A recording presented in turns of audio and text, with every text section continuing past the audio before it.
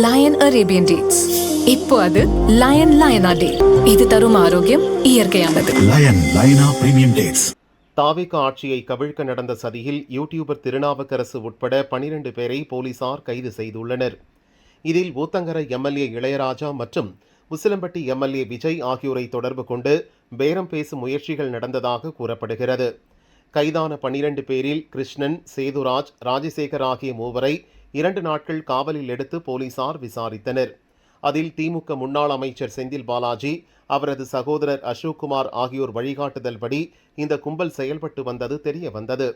முதல்வர் விஜய் தலைமையிலான தாவேகா ஆட்சியை கவிழ்க்க ஆபரேஷன் மேகாலயா என்ற ரகசிய பெயரில் சதி நடத்தப்பட்டுள்ளது. தாவேகா எம்எல்ஏக்கள் 15 பேரை கோடிக்கணக்கில் பணம் கொடுத்து வாங்க திட்டம் தீட்டப்பட்டது தெரிய வந்துள்ளது. சட்டசபையில் தாவேகா பலத்தை குறைப்பதன் மூலம் ஆட்சி கவிழ்ப்பதே இந்த ரகசிய திட்டத்தின் நோக்கமாகும். கைதான நபர்களான கிருஷ்ணன், சேதுராஜ், ராஜசேகர் ஆகியோரின் வாக்குமூலத்தின் அடிப்படையில் முன்னாள் அமைச்சர் செந்தில் பாலாஜி மற்றும் அவரது சகோதரர் அசோக்குமார் ஆகிய இருவருக்கும் காவல்துறை சார்பில் சம்மன் அனுப்பப்பட்டுள்ளது. வெளிநாடு தப்பிச் செல்லாமல் இருக்க லுக் அவுட் நோட்டீஸும் வழங்கப்பட்டுள்ளது.